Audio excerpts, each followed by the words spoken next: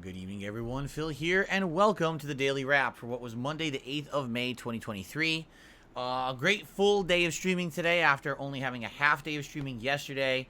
Although there was some variety, it wasn't gameplay all day long. So let's get right into it. So first of all, on today's Level 1 podcast, once again, it was a more chill and relaxed day. There was a little bit of gaming news to talk about, more like gaming rumors than news, but we actually had some interesting discussion based around people's questions.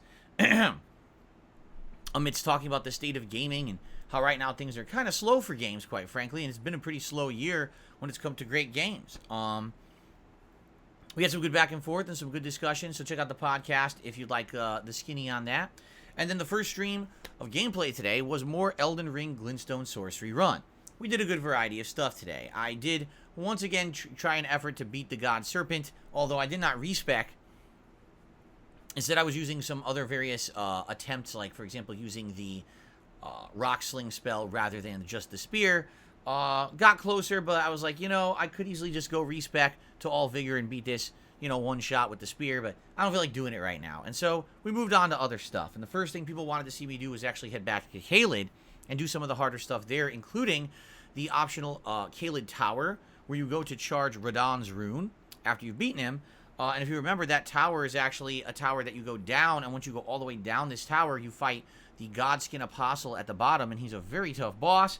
We took that on, and then after that, went to the Imperial City. That's what people seem to want me to do this time around, and so we started our exploration of the city. We got a good chunk into it, meaning we basically got to the halfway point, where now if we continue on, we go up the trees and the stairs up until you get the optional, well, not the optional, but the first boss fight, I think is the early Godfrey fight, and then after that you go further up, and that's how you actually head up to the room with all the chairs. I guess it's supposed to be like the throne room, and you do the big boss fight there.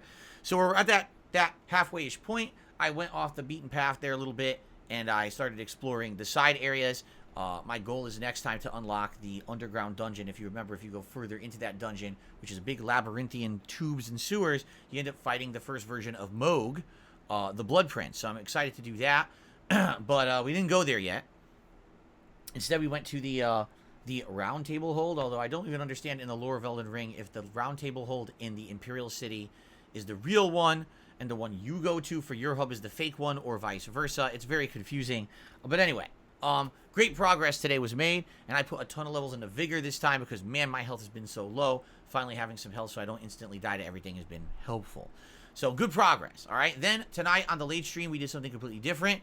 It was Tiermaker fun over on DSP Reacts, where I ranked all of the Zelda games. It took about 2 hours to get through. It was a fun event. Attendance was good.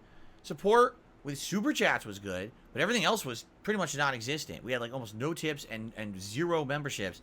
What I'm finding on DSP Reacts, and I know this sounds a little weird, is that the content that works on that channel for the on-demand viewers, for some reason, these stream viewers don't really support.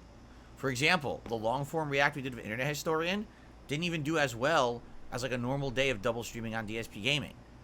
But then the views on the event have been good over the last week. Same thing with the other long-form events I did. The Tiermaker videos are some of the highest viewed videos I've done on the channel, and I'm wondering, how this one will do with the Zelda games. But the stream didn't do so well. So it's kind of a weird, mix. And I guess we'll see. Let's see how the Tiermaker does. It was fun to do. A lot of people, did participate in the discussion. And like I said, it took 2 hours to get through all these Zelda games. So I hope you'll give it a look. Let me know what you think. Be sure to leave comments and everything on it, because that engagement is key for the channel. All right? Keep in mind, our next Tiermaker event will actually be May 21st. This is my my Fight and Feast marathon, featuring fighting games all day long. Classic Street Fighter, and so we'll have rankings of Street Fighter and other fighting game franchises during that event, all right? Tomorrow, Tuesday, May 9th, is my final consecutive streaming day of this week.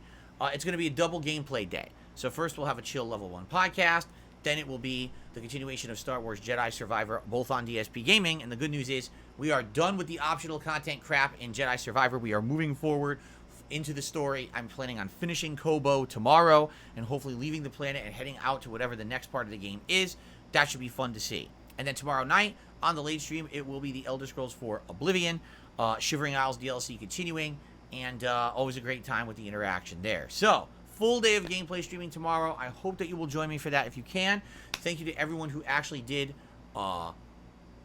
participate in today's streams. I had a great time. And be sure to watch the stuff on demand if you can overnight. All right, everyone. Thank you very much. Please have a chill evening, a safe one. And I'll see you all tomorrow for my final full streaming day of the week. All gameplay all day long. See you in the morning. Peace out.